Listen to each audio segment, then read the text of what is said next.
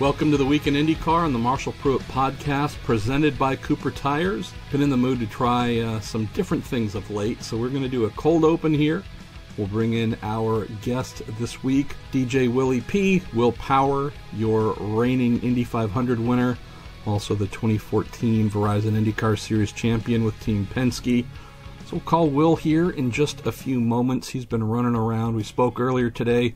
He was headed to the dumps, so getting some very important honeydew items checked off the list before we roll off to Mid-Ohio this weekend. So with that said, Mid-Ohio is going to be the site of our second Marshall Pruitt Podcast live event. We're going to do that Friday, starting at 5:30 p.m. in Victory Lane. Victory Lane is the new Victory Lanes right behind Pit Lane. Normally, you need a pit pass to get in. That's not going to be the case. So if you're in and around the paddock, if you can cruise by, we would love to have you. We're going to have an all-Ohio panel of guests in Graham Rahal, team owner Michael Shank, and young flame-on Johnny Blaze, a.k.a. Zach Veach. So we'll have our Ohio trio. Also going to have at least one guest, surprise guest, stopping by about halfway through, maybe more than that. Another fun thing, too, is our friends at Toronto Motorsports, the ones who do the cool little MP stickers and all the other stickers you've probably seen floating around, that also do t-shirts as well.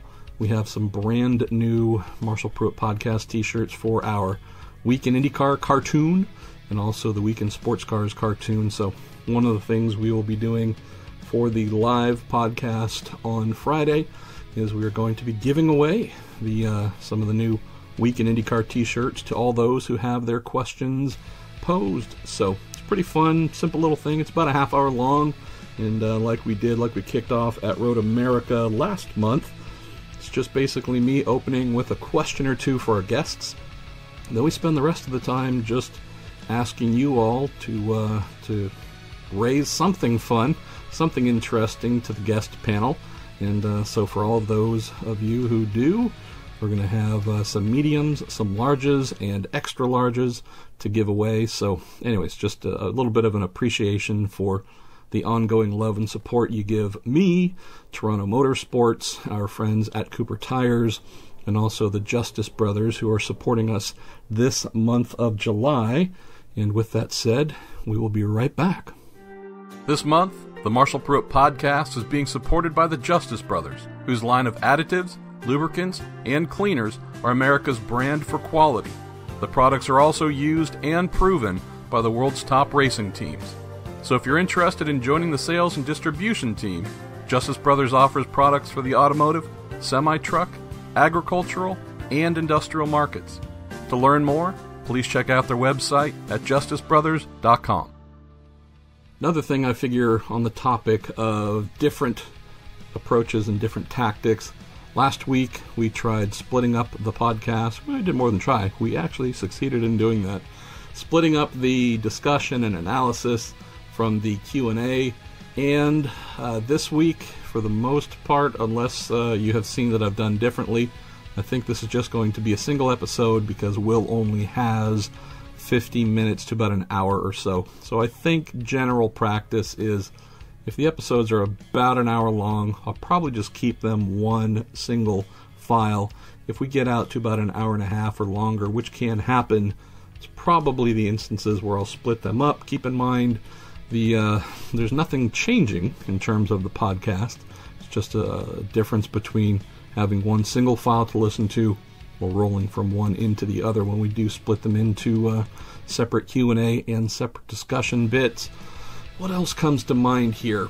I'll be staying out, actually. Once I fly out from Mid-Ohio, I'll be staying out because the following weekend I have IMSA at Road America. We'll actually be doing our third Marshall Pruitt Podcast live event there in Victory Lane once again. This will be the Week in Sports Cars edition, and I have two of the three guests locked down so far. So we will have good old Elio Castro-Neves. And yes, it is really strange to think of Elio being a sports car guy still. And we'll also have two-time IMSA champion Christina Nielsen, who is just all kinds of awesome and kick-ass. And not sure on the third. Corvette Racing might have a guest to be there, and I might look somewhere else in the GTLM paddock. But these little live events seem to be gaining some momentum. I know that was talking with one manufacturer today that has asked me to put one on at the IMSA season finale at Petit Le Mans. I believe we'll be doing another one at the Portland IndyCar race, and I won't be at Pocono. That weekend always conflicts with the Monterey Reunion Vintage event, which I head to and cover for Racer there while Robin is in Pocono, but I think there might be a good possibility Robin and I, and maybe one or two other guests, will be doing something at Gateway. So in theory, we could have some additional live IndyCar podcast events at after Mid-Ohio, at least, at 3 of the final 4 races on the calendar. And shoot, what else? I think that might be about it. So let's kick off here with our boy DJ Willie P. And I apologize in advance if it gets weird or crazy or strange, but if you're listening, that's just kind of what we expect from our favorite kid from Toowoomba, Australia. DJ Willie P, we had you on a couple times in the month of May after a certain race you won there. That was a blast. And then you were a part of the cast of the first ever live podcast that I did at Road America. So thanks. I guess I duped you into coming back. Thanks for joining in again, brother. Yeah, I didn't even know what it was, so you did. You just tricked me into this. No, it's all good. I always enjoy it. So we're heading into Mid-Ohio this weekend, and just before I rang, I was typing up a little something that I'll file here shortly, how this tends to be a race, I think, each year with where it falls on the calendar, usually with 4, 5, 6 races left. Mid-Ohio always seems to be a turning point in some way, shape, or form. It seems that for those who are kind of just holding on to championship aspirations, it's the race where if they don't make something special happen, barring a miracle, they're kind of out of the conversation. Then we got some folks like you in 5th, Ryan Hunter-Reay in 4th, Rossi in 3rd, Newgarden as well, all chasing Dixon where, you're not out of the championship hunt by any means, but, the odds are starting to tell us 5 rounds to go. If you're going to make a move, you certainly don't want to wait until Pocono or Gateway or even Portland to make it happen. How do you think of a weekend like this as you're going in? Do you let that stuff soak in at all, or do you just try and intentionally play dumb? Well, Toronto was usually that race for me, is that point of the season where you need to be heading in a certain direction, and went the wrong way for me this year. So Mid-Ohio is a pretty important race, I would say, to finish ahead of Dixon, simply.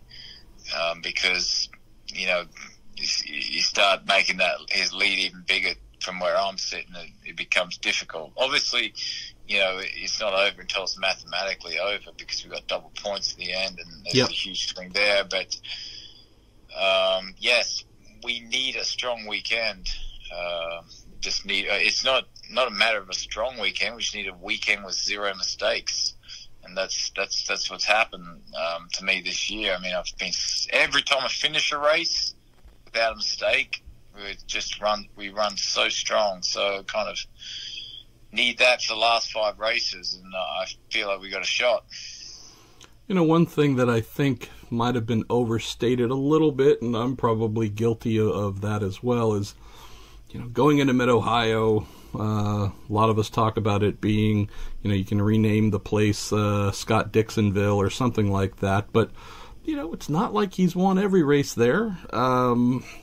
His last win, 2014, so I realize that wasn't exactly ages ago, but others can win there. You can win there. What comes to mind about Mid-Ohio in terms of just a type of a track that might suit you? And maybe might be a place where you can, take some points off of either Dixon or some of the others that you're chasing in this title hunt? Well, I've led a lot of laps there. I've had quite a few pole positions there, but I've never won that race. So it's very high on my list. I think there's only 2 tracks that I've been to over, more than 5 times that I haven't won on, and that's Iowa and Mid-Ohio. So, I've been thinking about this track, trying to win it for so long. I finished second a lot of times, but very strong at Mid-Ohio. Really enjoy the track. Going to be super tight in qualifying this year, simply because you've got such parity in the series right now with common body kits, and Chevy and Honda are very close.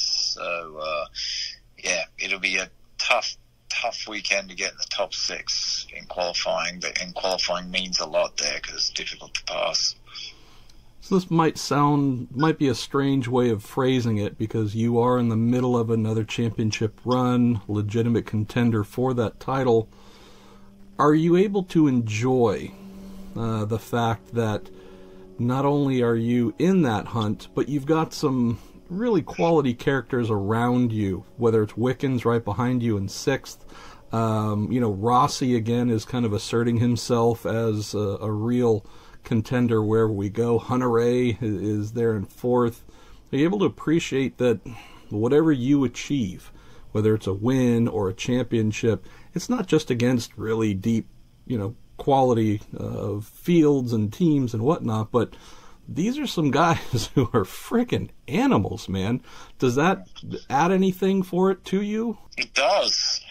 That sums up what winning a championship means in this series is the competition level.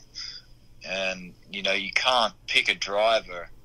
And everyone you named just there, that all those guys are absolutely capable of winning a championship, and will, for the ones that haven't won a championship, where there's only 2 or 3 of them, that they will. So it's just fierce competition through the whole field. It's, I just really enjoy racing against these guys, and, the way the series has been going with a lot of continuity year in, year out. You're competing against these guys year after year, so, it creates a lot of respect among each other, and, it's very fierce, tight racing, but it's, somewhat fair.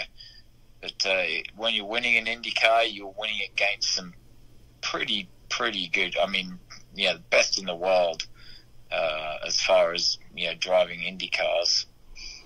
You and I used to talk about this a lot when you were embroiled in the middle of it, how shortly after you went full-time with Team Penske, it became essentially the Power and Franchitti show, seemingly almost everywhere we went for a good number of years. The two of you seemed to bring out the best in each other. I don't want to say the worst at times, but, there was some bodywork carving and wheels banging going on. But it really seemed like the Will versus Dario rivalry was really something special at the beginning of this decade. Dario unfortunately had to retire after his big crash in 2013. Looking at some of the guys we just discussed that you're in this title hunt with, are there any that you would look at now and say, it feels like since Dario, maybe me and this person have had a little bit of a rivalry, or, hey, I've really picked up some little things here or there from some other folks after Franchitti? I've definitely picked up things from all my teammates, no question. You can learn something from everyone in the field. But there hasn't been a single person that I've had a tough rivalry with. Also, I fought with Simon for the championship in 2016, which was a pretty good fight. And then obviously last year was kind of not the best year for me. But they're all great drivers. You learn a lot off all of them, and it seems though, just when you think IndyCar can't get any more competitive, every year it does. And it's simply because everyone is learning off each other. A classic example was Toronto, right?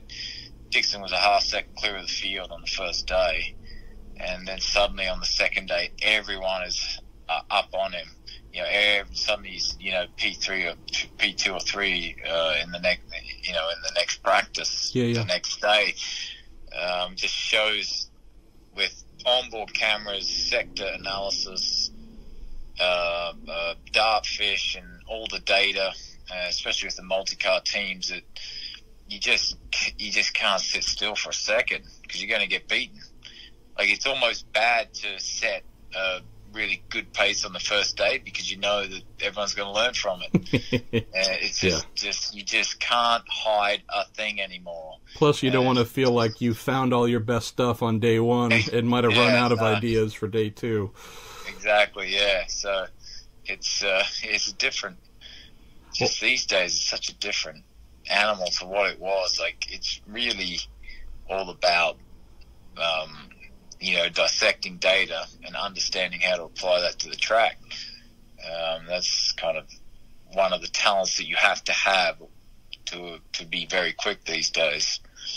Well, I think what we need to do is, after the first session at Mid-Ohio, you need to get out of the car, walk up to one of the real sweethearts like a Wickens or a Hinchcliffe or Zach Veach, and just shove them really hard and just start yelling at them for let's get some sort of rivalry going, but not one anyone would expect. Just folks saying, what the hell is wrong with Power? But more importantly, what did that other guy do?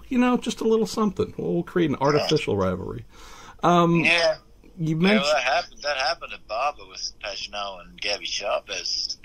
Well, that I think, as I wrote at the time, and I've written many times, that was a pillow fight. I love both guys, and I'm sure Gabby, with his mixed martial arts experience, could probably lump me up if I wasn't careful. But is he really a mixed martial art? Yeah.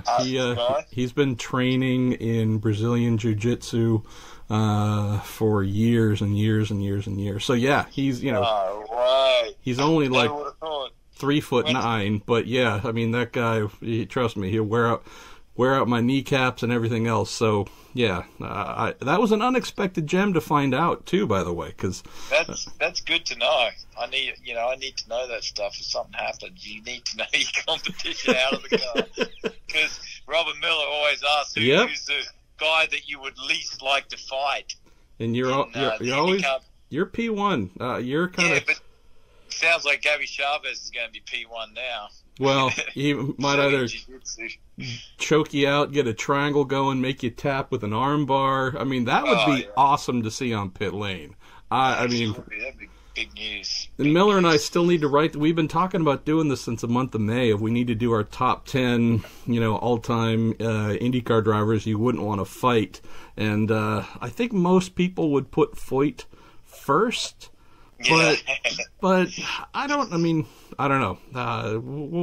There could be some good surprises in there, and maybe it wouldn't be a fight. Maybe, you'd wake up and find that little red laser dot on your forehead because some of the guys are a little bit crazy, but we definitely need to get that story done. Let's take a look at a couple other things, Will, before we jump into Q&A here. So we're going into Mid-Ohio, then we're going to Pocono, Gateway, Portland, Sonoma. I mean, we're here more or less at the end of July, and by the middle of September, 6-ish weeks, 7 weeks from now, we're done. Tell me about the mindset going into this kind of frenetic pace of wrapping up the season in a short amount of time. Do you have enough time to feel centered, balanced, locked in focus-wise, or does it feel like you're about to jump on another roller coaster? No, I tell you, I like it when it's back to back to back to back. I mean, it really works in my favor. I don't like having weeks off, so kind of like to get going, because then you're in the rhythm. You're working with your engineer week in, week out, and you're just getting a good flow. So I think it's going to be interesting. We've been qualifying average this year is something like 2.5. Yeah. So we have the speed. We've just got to put the races together, and it's been my fault too many times this year. So let's look at you specifically and evolution-wise here, going back to another topic that you and I used to discuss all the time, but really not so much in recent years, it was mindsets, right? What's the right mindset should I be in? Should I be more aggressive? Should I be more relaxed? Should I be the guy who's just obsessive-compulsive when it comes to looking through data? Should I just not look at data and let it flow naturally? Where are you at, I guess, not just this year, but as we head into these final races? What's the magic mindset for you? Yeah, I think you just find your own mindset when you're doing a lot of races or when you're in the middle of the season, because it just because you're doing it so often, it should become kind of second nature, where you can jump in and really perform at the drop of a hat. I've been through so many different mindsets in my career, and I've won races with so many different mindsets, so it's hard to say. But at the end of the day, when you do the work and you're putting it together without mistakes, and you know what you want from the car, you're in a good place. Simply, when you start getting confused and not understanding why you're struggling, that's when you're in a bad place. It's through your career you go up and down like that. It's just like a golfer when they go through a patch of just having a bad time. So it's in any sport, but the more experience you have, the more you can tap into that area where it's just spot on. I'm going to ask final question here, and I think we might have had a listener to ask the same. Mazda Raceway Laguna Seca, which has now become WeatherTech Raceway Laguna Seca, which I think back in the day we all just knew as Laguna Seca. That's going to be our new season finale next year. Haven't had a chance to ask you your thoughts on this. Are you a fan of the idea? Neutral? What comes to mind? I love Sonoma. It's a fantastic track. Obviously, I don't know the ins and outs of why we end up going to Laguna Seca, but I also love Laguna Seca. There's a lot of history there. It's a fantastic track, and really look forward to racing there. But it is the finale, is it? I didn't know that. Yeah, it's and Mark Miles. I asked if Gateway and making Gateway the finale after 19 was an option, and while he didn't say it in so many words, he intimated like Laguna might be the finale by contract, contractually for the entire 3-year span that it's going to be on the calendar. So it looks like that might be the place where we are closing the season through 2021. Okay. Well, good to know. I'll have to do more podcasts with you because I find out all sorts of new information. Well, when we're done here, actually, we'll save it till afterwards. Another thing we tend to catch up on when we can is either movies, books, documentaries, or otherwise that have piqued our respective interests. What's either on TV at the Power Household, or what books you've been reading lately that you might suggest? Actually, I just finished a book called Living with the Monks, and it's Jesse, I think it's Itzler is his name. I read his book when he was living with a seal for a month, but he lived with some monks. It's a pretty easy read, pretty funny. It's a guy who has a very busy lifestyle and is inundated with text messages and emails and just constantly on the go, and then goes and lives with a group of monks up in is it upstate New York, I think. But anyway, it's out in the middle of nowhere, and it's a very interesting book when he has to learn how to sit without talking to anyone, for hours at a time, which he has never done in his life. So wow. I kind of liked it. Yeah, there's some good messages in there. Interesting. It's made me think that maybe I should go do that. That sounds like you would read it and say that does not sound like fun. Doing mundane exercises, not exercises, but chores, you could say, like just cleaning the floor. But the monks just love it. They put a lot of effort and heart and are 100% in the moment when they're scrubbing the floor of the church. Wow. And he's there doing it too. And see, so yeah, interesting. This is one of the things that I hope our listeners and more IndyCar fans will come to appreciate about you. It's something that Robin and I tried to drive home when you won the 500 and after, that, you know, the willpower that I think many fans have come to know throughout the years on TV or otherwise. There's a much deeper character behind it, and I'm not trying to blow smoke here, but I could probably ask each one of the full-time IndyCar drivers, hey, what's the name of the last book you read, and how recently did you read it? And I would either get a laugh or a book. What is a book? This is just one of those things where not many folks might realize that you're a guy who has always, at least since I've known you, been someone who said, hey, what is this thing I can do that I can either read or listen to? What's this thing I can input into my brain that will help me, show me a different perspective about life, and knowing that in some way it will benefit you either as a person, as a professional, as an athlete. Everyone goes to the gym. Everyone tries to eat healthy. Everyone works the physical side of the equation.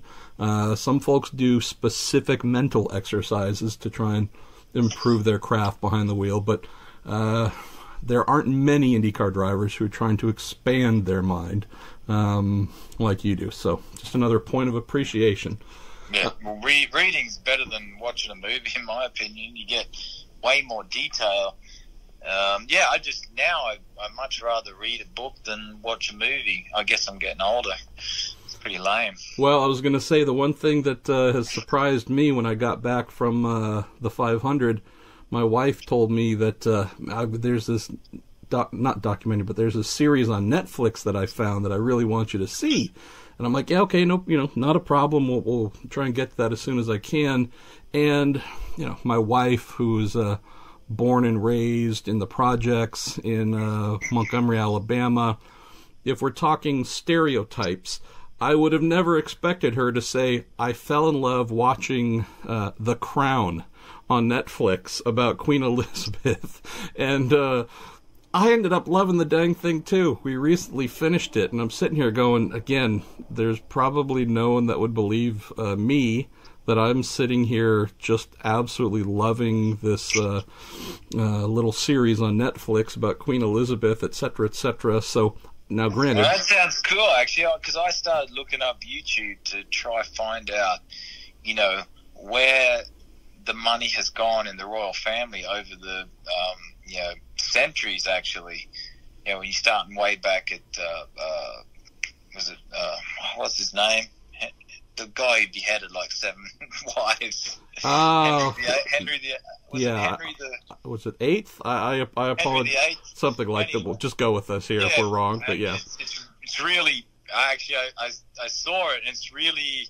There's no bloodline there. It went in all sorts of weird directions of who became the king and queen. Yeah, it was interesting. I'm interested in that. I think I'm going to have to watch that now. Does it go into that detail? Or it doesn't necessarily go that far back, but it's pretty interesting about her life coming up. This is all kind of centering around, the 40s, 50s, 60s, and such. And there's some quite interesting things about one former king actually being a Nazi sympathizer, and a few, it's interesting topics, but also the acting is just sublime. But while the things that you've read have actually helped you to expand your mind, I can say that what I just mentioned with The Crown actually just numbs my mind, so that probably wouldn't surprise anybody. All right, well, let's get into some questions here. As we do every week, thanks to our friends at TorontoMotorsports.com, we give away something either a mug or a T-shirt to whomever asked the question I liked the most from the previous week. We're all out of mugs, so we're doing T-shirts now. And Toronto Motorsports has also given us a special little exclusive code for Marshall Pruitt podcast listeners through July 28th. So you got a couple days left. If you visit torontomotorsports.com, type in Indy, capital letters, INDY, you'll save 25% on all IndyCar-related merchandise, including some of that highly prestigious DJ Willie P stuff, die-cast T-shirts, ball caps, stickers, and mugs. Did you like the sticker they did of you, the one with the aliens and all that kind of stuff after you won the 500? Yeah, that was pretty interesting. You have to look deep into it to get all the little intricacies. I suggested the water bottle was my suggestion, so that's the only thing of value. I contributed to that. So from last week, John Karasinski, I loved your question for our guest, Chris Simmons, asking, was it difficult stepping away from driving and moving into full engineering role following his Indy Lights career? And then he also asked about having raced against some of the modern greats, Canan, Castroneves, D'Amata, who stuck out from his racing career as the toughest competitors he faced. So, John, send me a little DM on Facebook, and we will get you hooked up with a T-shirt of whatever size happens to interest you. All right, so as usual, we've got a ton of great questions, Will. Some of them along very similar themes, so I'll try and condense those into one question. But I want to start here with one of my favorites. This is from Twitter. Simon Spikert says, Will, Low End Theory or Midnight Marauders, which one is your favorite A Tribe Called Quest album? And I know you actually have a different answer. Yeah, it's actually, I don't even know whether it's the name of the album, but I had to get it from asked my brother when I was looking for it, because I got the album, you know, the one with Can I Kick It and People's Instinctive Travels. Yeah, it's called The Seasoned Traveler. Yes. The remix. I don't know if it must be a remix. Yeah. Is a special, a special release. And I know that you also had a CD version of it as well. Do you remember that? Oh. Yeah, you gave me, did you give me that? Oh, I didn't give it to you, you bastard. I lent it to you at, you lent it to me. Where was it? I think. And then I bought it. Believe it or not, I bought another one in Australia and lost that. I think so, or that may have been the one you gave me. When did you give it to me? Because I remember I was in Australia in 2000. No, we were there. Yeah, it was like 10 or 11. We were there for the Gold Coast 600. I think it was the test day at Winton or whatever. And I was like, hey, you told me you've been looking for this forever, and I just happened to get it myself, listen to it or whatever. And I'd forgotten about it like a year or two later. I'm like, hey, by the way, man, you still got that CD I lent you? And you had this blank look like, oh, crap.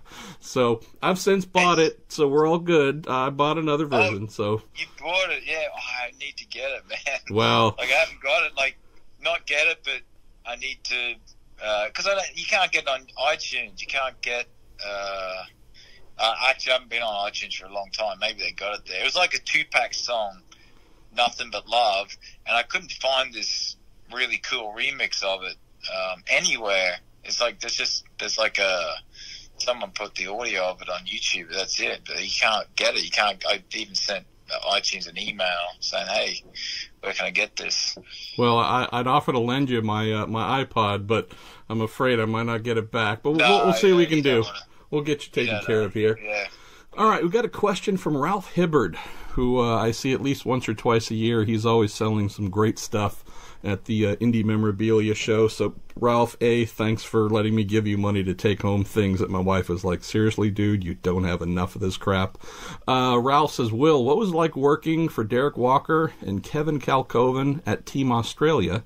And feel free to curse all you want at them.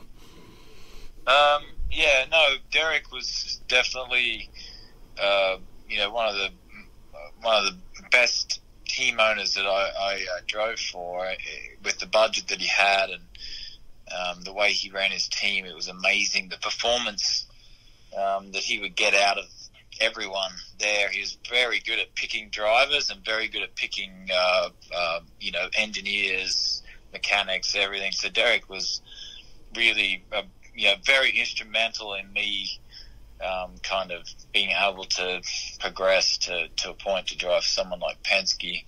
And, my year with KB and Kevin Kalkoven was definitely my toughest year in motorsport. We were one of the transition teams during the merger. But they had a great team. Like, I feel like if I'd stayed on for another year, we would have been really competitive. Actually, feel like we would have been a championship contender the next year, once we got on top of things. Both teams were great. It's kind of sad that they're not in IndyCar anymore. Because they're both well capable of winning races and championships. Absolutely. Let's see. We've got a bunch of questions about which Australian track you'd like to see on the IndyCar calendar or similar, so I'll come back to that in a moment. This question from Twitter, Brad at Bzad. I'm just saying, this might be an early top candidate for favorite question of the week. Brad says, Will, as an Australian, are you able to directly trace your lineage to a specific criminal, or is it a general all of them? So, shots fired to Australia and the prison colony, huh? Yeah, that I really want to do my homework on that and understand, that whole family tree where it started within Australia. But I know that we're from Ireland, the family originally, and maybe my ancestors were prison guards, not criminals. But either way, they're both criminals. See. I mean, so I'm going to actually look into that. I love that. Good question. As you should. My father always told me, well, granted, my first name is Marshall, his name is Marshall, my grandfather's name is Marshall, was told that our first name was taken from the fact that we were indeed marshals in the South, in both Arkansas and Mississippi. So I think there was some form of general policing and whatnot back in the 1800s, maybe. But my father also told me that there were some Pruitts that were hung for horse stealing and other crimes. So maybe we both have a lovely criminal past somewhere among our roots. Probably different criminals, but Brad, seriously, I was laughing crazy hard when you sent that in. Let's see, where else should we go? Victor Rad. All right. Would a current IndyCar set up for the bumpiest of street tracks be able to survive the Skyline, Dipper, Elbow sections at Mount Panorama? What do you think? Yeah, absolutely. It's actually, Mount Panorama is very smooth. It's a very smooth track. Obviously, we have some tracks with some pretty big compressions, you just set the car up accordingly. So yes, we actually could race there, no problem. It would be pretty insane over the top of the mountain there, where if things went wrong, you could end up going over the edge of the mountain. But that would be a seriously crazy race, but fun. And we'll kind of stick on the Down Under theme. Ryan Terpstra says, ignoring the logistics of getting okay from insurance or otherwise, do you have any interest in either doing the Bathurst 1000 or the Rolex 24 at Daytona? And you got a lot of questions about endurance racing interests, either now or whenever you're done with IndyCars too. Yeah, I definitely would like to do the Bathurst 1000. Now that Penske has a V8 supercar team that's very strong down there. It's just finding the right time, because honestly, to do it properly, you'd have to do testing and be over there in the car, which would kind of disrupt your IndyCar season. So I just kind of struggle to understand how that would all work, but I would definitely like to do it. And the other thing too, which might be of interest, is keep in mind that this is also the biggest supercars race on the calendar, means the most, very important from a championship standpoint. So, it's one thing for someone to come in and say, I want to be in the Indy 500, you're racing the car by yourself, etc. It's another thing to look at wanting to do that at Bathurst, well into the championship calendar already, and knowing that you're going to be sharing the car with someone, and especially if we're talking the DJR Penske team, which has been, a contender right away. It's not so easy to say, oh, our IndyCar guy has a dream of doing this, let's make it happen for him.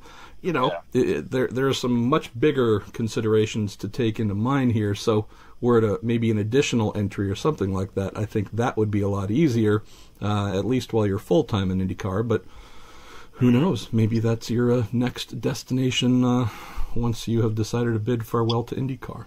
And what on that topic, and it's not like I'm asking you what year exactly, but do you look at IndyCar and say, okay, 5 more years maybe, or 10, or don't put a number on it. Until they kick me out, I'm going to be here. I mean, what comes to mind? Exactly that. Yeah. No, I mean, you can't put a number on it. You just don't know. The older I get, the more experience you get, and the more you realize that you really have to enjoy it and get the absolute most out of it. When you're, week in, week out, lap after lap, because you're not going to be able to do this for the rest of your life. And, maybe you can only do it for another 5 years. So enjoy it. That's the key. Brad from Twitter has another great question here. You're killing it today, Brad. He said, Will, have you ever been sitting in a team debrief, looked at Joseph, and thought to yourself, my God, that's a handsome man? He actually reminds me of my brother. He kind of looks like him. I've never done that. I never actually thought Joseph was that attractive. Good. We need to knock him down a peg or two. He can't be a young. The worst thing that ever happened was someone told me he voted ESPN. ESPN voted him. What is it? Sexiest driver or best looking driver? Something like that. I was like, that was the last thing you need to tell that guy. No, but he's all good. It's just funny. I'll give him a hard time all the time. Oh, he's the best.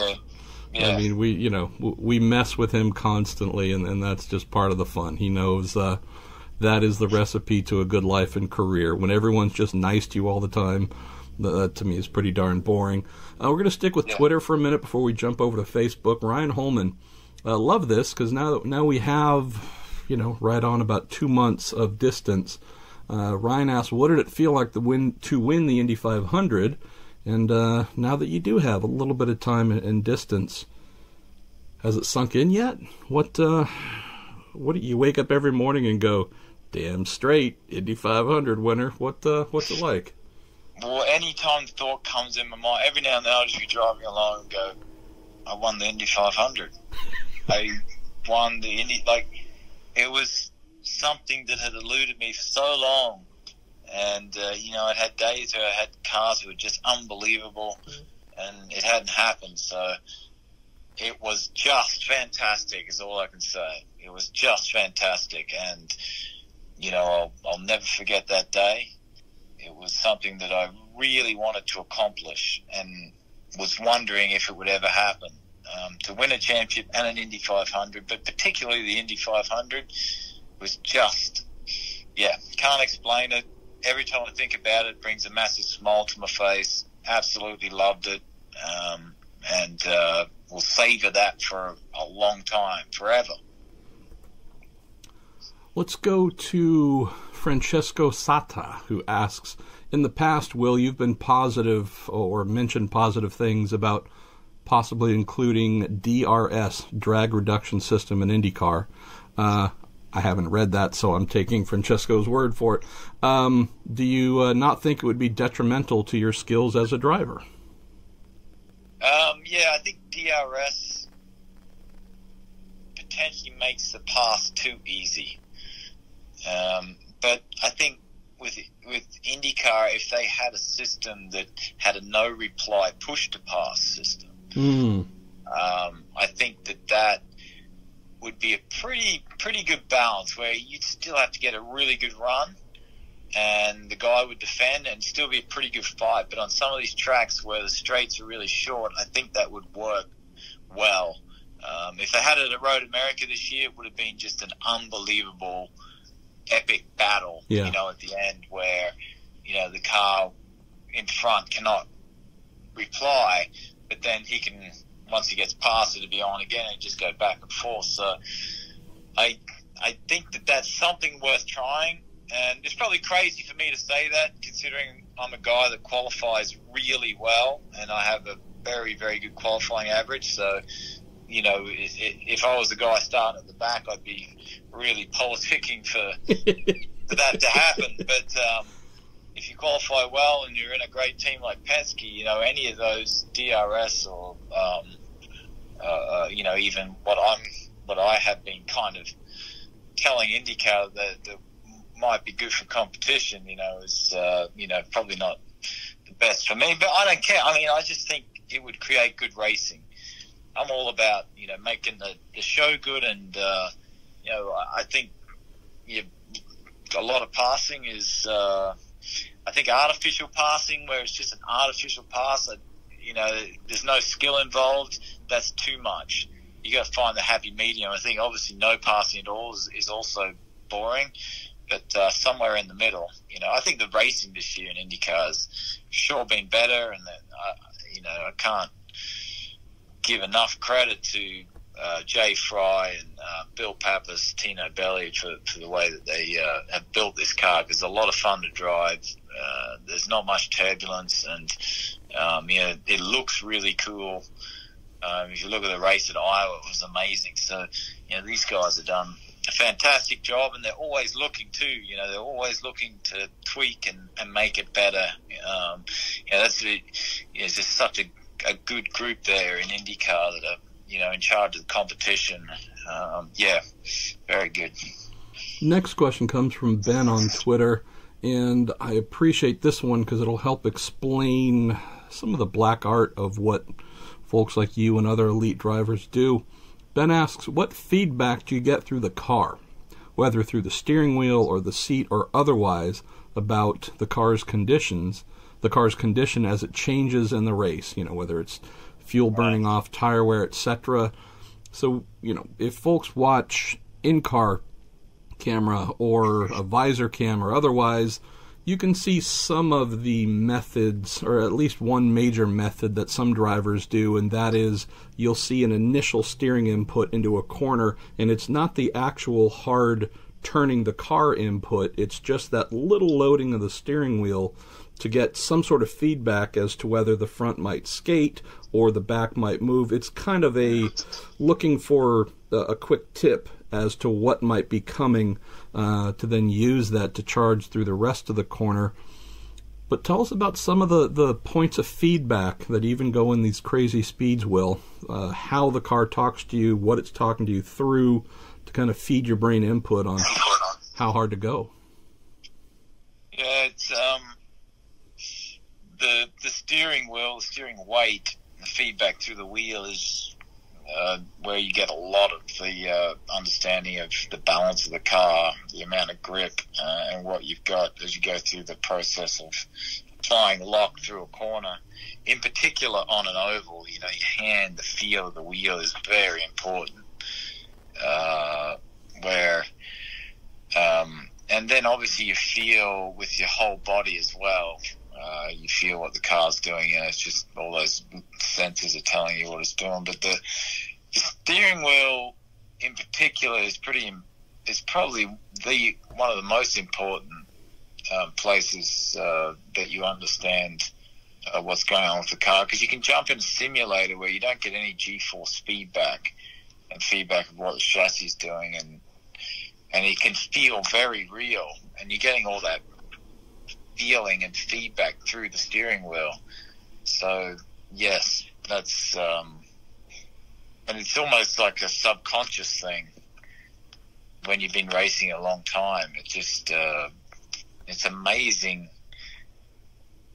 when putting a qualifying lap together,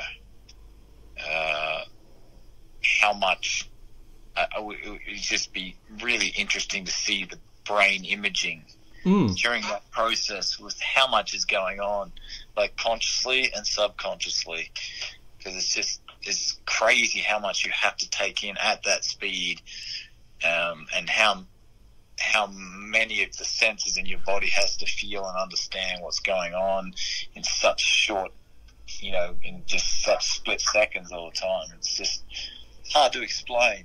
I guess that's why you're so mentally drained after a race. Yeah, and that's why you see some drivers, if we're talking qualifying in particular, or just having to do, some really hard, ragged racing. You hear about folks trying to tap into their lizard brain, that kind of primal side of themselves, whatever animal roots you might have, where it's not as if you aren't processing a bunch of things right up front, but there is something to, I don't want to say turning off your brain, but just acting, reacting, instincts. I mean, you're not able to sit there and go, how hard should I apply the brake entering this corner? I mean, it's, by the time you say that, you're already sliding off into the gravel. I mean, there is something to being able to just perform without your brain being in front of you the whole time. Yeah, it's like a mixture. It's kind of, it's interesting because, conditions change and wind changes and tire changes and fuel load changes, and you're always having to be on your toes. It's never the same. It's never, ever the same. It's so crazy in racing. It's never the same. It's never the same corner. Every lap it changes because the fuel loads change, the tire pressures change, the temperature of the tires change, the track has changed, more rubber's gone down. I mean, it's just never, ever. It's just a very reactive sport. Very reactive. Well, let's shift over to Facebook here, Will, to close. And again, we've got, as I mentioned to folks, we've got way more questions than we'll be able to get to with the time that we have. But there are some great questions here. The most popular one that has the most people giving it a like comes in from Jordan Darwin, who says, Will, could you please compare the first Lola Champ car you drove, the Panos DP01, and the current IndyCar? What do you like about each? Which is your favorite and why? My favorite was the Panos DP01. Just a perfect balance of tire, horsepower, and weight. And very, very good front end on it. Really, really rotated well off brake, which suited my style at the time. And the very first Champ car I drove was also just blew me away with the amount of power and just a fun. I found like Champ car just a fun, brutal, wring its neck type of car. The more you wrung its neck, the faster you went. Where the current car, since the upgrades, is closer to that. It's more of a driver's car, and things never just stuck. It always has some sort of imbalance. You're kind of working the whole time, trying to manipulate it in certain ways. So it's they all have their strengths and weaknesses, but I think the DP01 was my favorite car. I know IndyCar is going to another engine in 21, and I think that will actually have more power than what the Champ car had, because we're getting up there in power now. It's starting to get pretty close. Yeah. The speeds look very similar if you overlay a trace to a Champ car to what we have now. The top speeds and the acceleration is pretty close. Daniel Kincaid asks, Will, what's your relationship with other key Aussie drivers like Mark Webber and Danny Ricciardo. And there's someone else who asked, did you consider doing a milk shoey in Victory Lane at the Indy 500? Yeah, milk shoey never even registered, actually. Thank God. I mean, we would have committed you to a mental asylum if you had. Yeah, because the champagne actually has alcohol in it, which is an antiseptic and kind of, kills off the germs. But the milk does not. So you'd probably end up very sick and out for the rest of the year. But you still won the 500, so who cares? Yeah. What about good old Weber and Danny? Mark, still speak to Mark every now and then. He helped me out in my career. At a time where I was in a pretty bad spot as far as in a position where I was pretty much done. So he stepped up to help me, which is very cool. We chat, maybe once or twice a year now, not very often, and Daniel Ricciardo, I actually don't know. I've never met him. Love his work, always follow him, but haven't had the chance to meet him yet. Robbie Berggren says, "Hey Will, could you share a favorite story from your dirt racing days?" When I won the Mulmerin 100 lap, the Mulmerin's a small town, outside of Toowoomba, and I was running a production car, which was the slowest category. It was a Datsun 1200 coupe. We actually had a 1400 engine in it, what? But I was up against some V8 cars with massive tires, like sprint car size tires, and it was and I actually won the race. I won, it was just, my car was so light and nimble, and it was just a fun race, and I still look back at that as one of my favorite wins. And I had the car, I was sitting there, I remember after, you still had all the rubber donuts on the side from battling with people, because a lot of cars on the track at the same time, so you're always in traffic, you're always passing. And I was very disappointed that my dad gave the car to our mechanic at the time, and his son took the engine out of it and put it in his road car, and they got rid of the shell. I was so mad. I was like, that was going in a museum. I won a few hundred laps in that on the dirt. I had a lot of fun on the dirt in that car, the Datsun Coupe. 1200 fastback. See, that would be awesome to pass on to Bo as his first proper dirt racing car. I think we need to make that happen. We gotta start searching. Yeah, I don't know where it is. I want to find it. I want to get the engine back. I'm gonna ring the guy. I need that car put back together.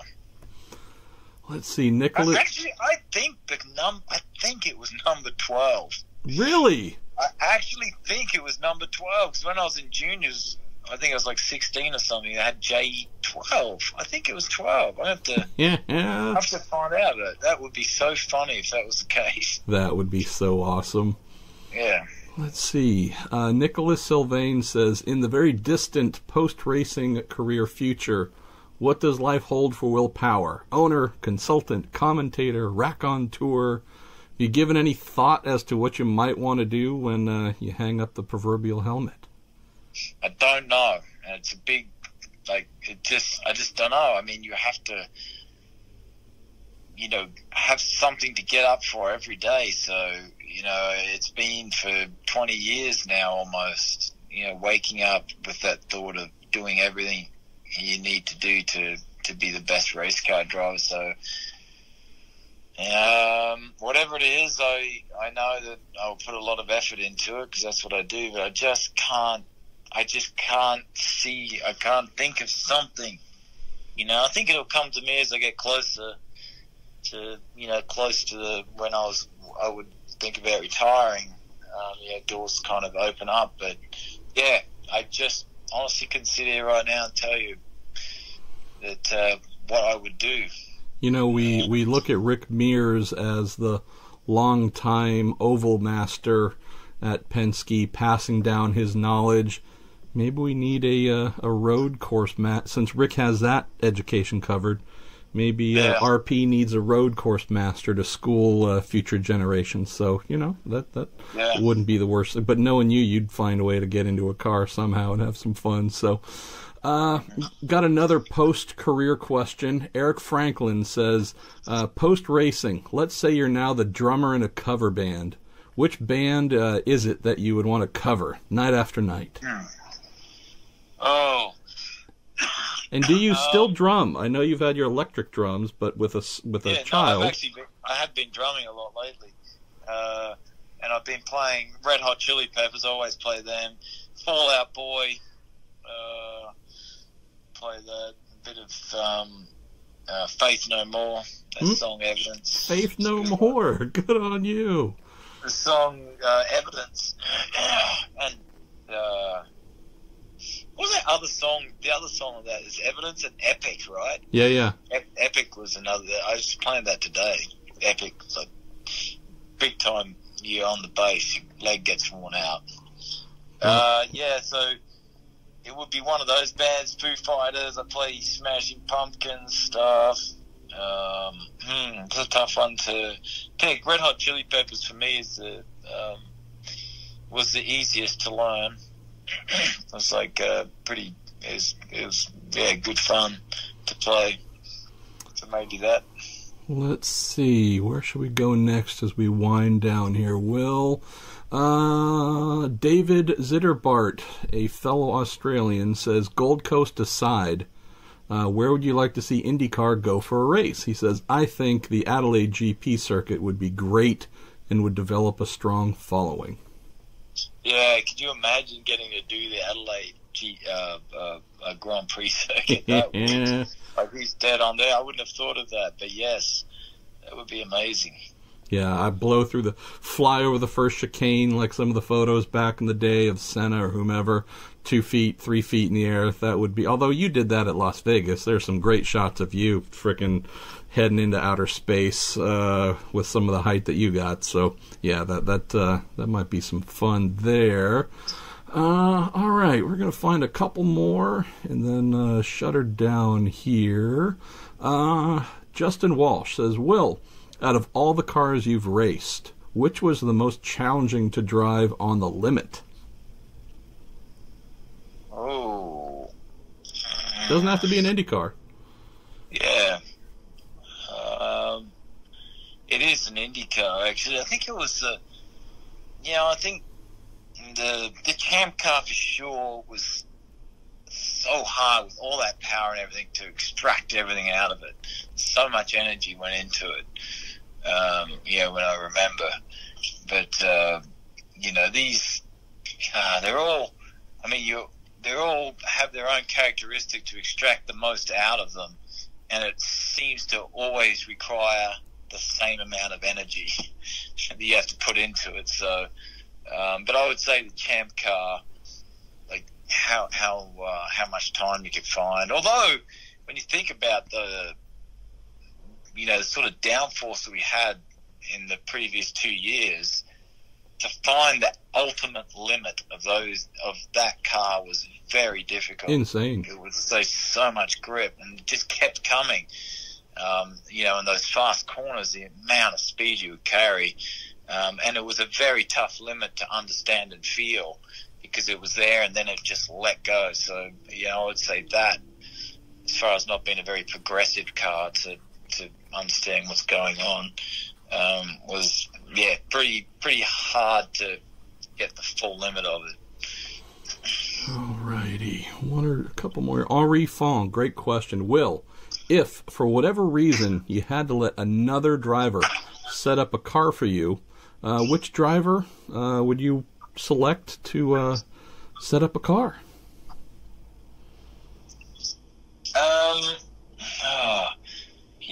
Elio is often very close to me as far as oval setups.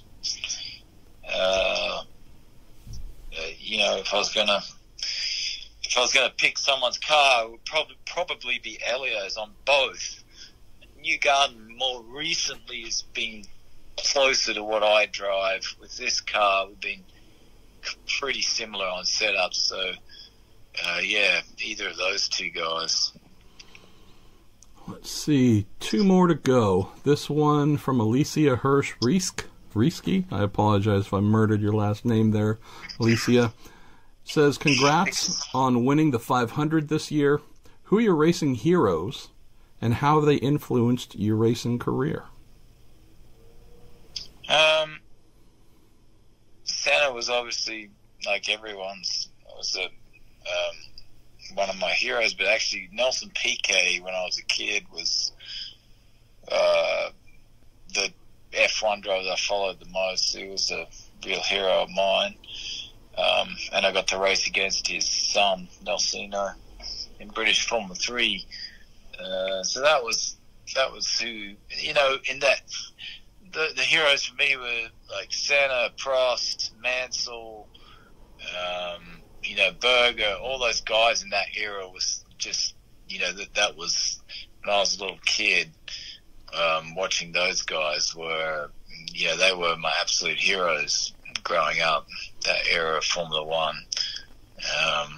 And yeah, it's funny, I didn't watch much IndyCar until in the 90s when I look at the field of the 99, you know, 98, 99 or 95 to 2000 guys in kart were also guys I really looked up to. I was a little older than in go-karts, but yeah.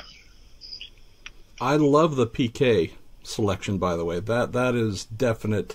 That's the unexpected gem from this conversation. All right, last question, and I've saved this one intentionally, goes to Grayson Gibson. It says, Will, do you think the aliens would be peaceful, or would they try to eradicate us, Independence Day style? The aliens. I'm not an alien guy, to be honest.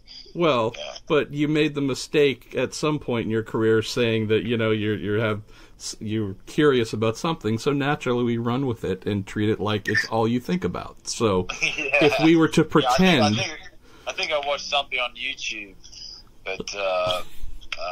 what do you think? Would they be friendly, or would they blow us out?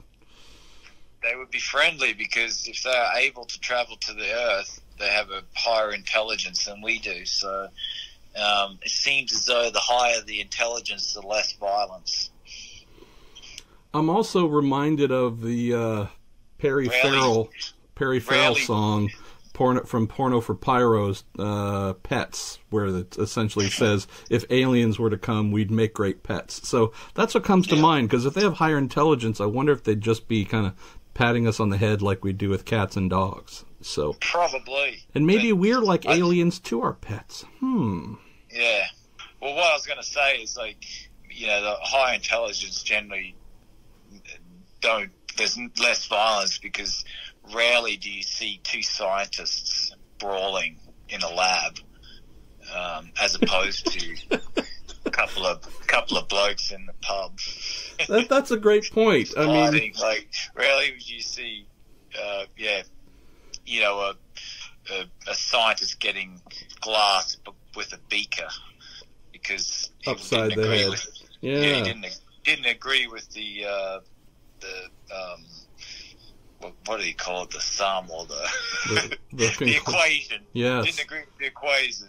But see, at the same time, you know, we could point at our government here, and whether you're Republican, Democrat, doesn't matter, and realize that most of the folks in government have some form of college degree, university degree, have been, you know, have had to go through some form of serious education, and yet, boy, they sure seem to come up with some violent things and restrictive things. So, you know, there might be a little bit of an out clause there for higher-minded beings.